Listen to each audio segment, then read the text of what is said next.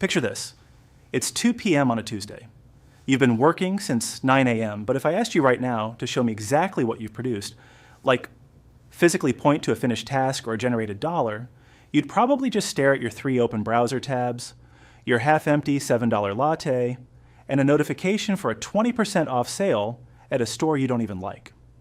You feel busy, you feel exhausted, you feel like you're sprinting on a treadmill that's slightly too fast for you. But at the end of the week, your bank account looks exactly the same. And your big goals, that side business, that investment portfolio, that career pivot, are still sitting in the maybe next year folder. Look, here's the thing. You aren't failing because you're lazy. You're failing because your life has developed these tiny, microscopic leaks. And by 2 p.m., all your energy is leaked out into completely useless activities. My name is Mike, and I spend way too much time thinking about the intersection of human psychology and personal finance. If you're someone who feels like you're working harder than ever, but your net worth is stuck in the mud, make sure to hit the subscribe button and give this video a thumbs up if this helps you out. Because today we aren't talking about saving money on avocado toast. That's amateur hour. We're talking about the 3 specific poor habits that are, right now, as you watch this, stripping you of 15 hours of your life and $500 of your capital every single week. Let's start with the big one. This is the one that most people don't realize is a habit at all. They just think it's how work happens. I call it the context switching tax. Researchers at the University of California, Irvine, found that it takes an average of 23 minutes and 15 seconds to get back to deep focus after a single interruption. Think about that. You're coding, or you're writing a report, or you're researching an ETF. Your phone buzzes. It's a group chat. You look at it for 10 seconds. You think, oh, that only took 10 seconds. No, it took 23 minutes. Because your brain is now leaking cognitive energy back to that text message while you're trying to look at a balance sheet. If you check your phone, or just quickly check email only 5 times a day during your productive hours, which is a very conservative estimate, let's be honest, most of you do it 50 times. You are losing nearly 2 hours of peak cognitive performance per day. 2 hours a day times 5 workdays equals 10 hours per week. What is your time worth? Even if we value your deep work time at a modest $50 an hour, that's $500 a week in lost productivity. Why do we do this? It's because your brain loves a variable reward schedule. Checking your phone is exactly like pulling the arm on a slot machine. Most of the time, the notification is garbage, an app update, or a like from a bot. But sometimes it's a sale, or a message from a crush, or a work win. That sometimes is what keeps you hooked. Your prefrontal cortex, the part of your brain that actually makes you rich, is being hijacked by your amygdala, which is just looking for a quick hit of dopamine. I want you to track your screen time for the next 48 hours.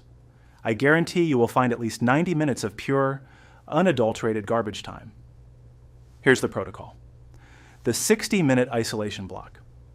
Tomorrow morning from 7 a.m. to 8 a.m., your phone goes into another room. Not face down on the desk. In another room. Close every single browser tab except the one you need for your highest leverage task. If you can't sit in a room for 60 minutes without checking a screen, you don't have a productivity problem, you have an addiction. And you can't build wealth while you're an addict to the attention economy. Now let's talk about the money. This is where it gets really interesting. Most people think they spend money on things they want, but if you actually look at your bank statement, you'll realize you spend a massive chunk of your income on things you don't even like. You just bought them because you were tired. I call this the convenience friction spend. I had a client a couple of years ago. Let's call him Dave. Dave was making $60,000 a year, but felt broke. When we did his audit, we found he was spending $140 a week on Uber Eats. Now look, I'm not a don't buy coffee guy. If you love a $7 latte and it makes your morning, buy the latte. But Dave didn't even like the food he was ordering. He was ordering it at 8 p.m.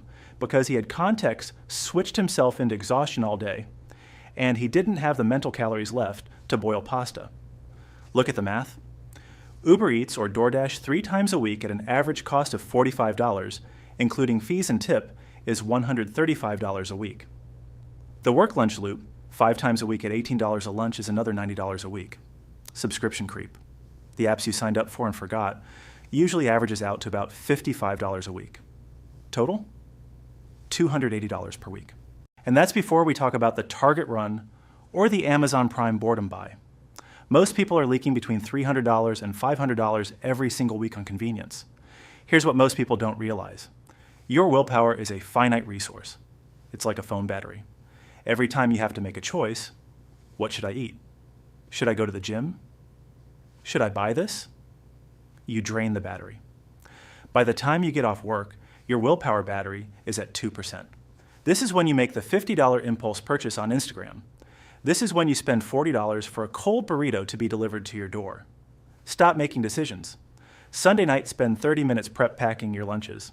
Not because you're a fitness bro, but because it saves you from having to make a decision on Tuesday at noon. If you remove the friction of being responsible, you stop paying the tax of being lazy. Finally, let's look at the most dangerous habit because it feels like a good habit. I call it the reactive learning loop. A lot of you spend 5 to 7 hours a week learning. You listen to podcasts at 2 times speed. You watch educational YouTube videos. You read newsletters. But here's the problem. You are consuming information that you have no immediate plan to use. Imagine you want to build a house. A reactive learner spends 5 hours a day reading books about the history of architecture, the chemistry of concrete, and the economics of timber. The wealth builder goes out, buys a hammer, and learns how to drive a nail. When you spend 5 hours a week consuming financial entertainment without taking a single action, you aren't investing in your education. You're procrastinating. You're using learning as a shield to protect you from the fear of actually starting something and failing.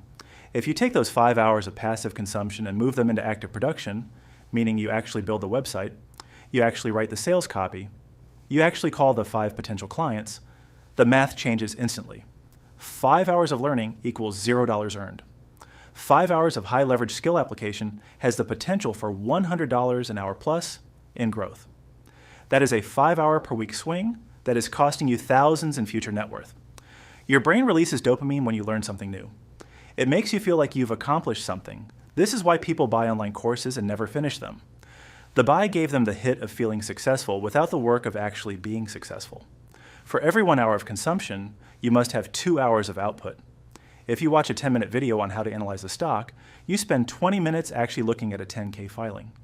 If you listen to a podcast about side hustles, you must spend the next hour actually setting up a landing page. Stop being a librarian of other people's success. Start being the architect of your own. Look, if you add this up, 10 hours from fixing your focus, 5 hours from stopping the learning procrastination, that's 15 hours a week.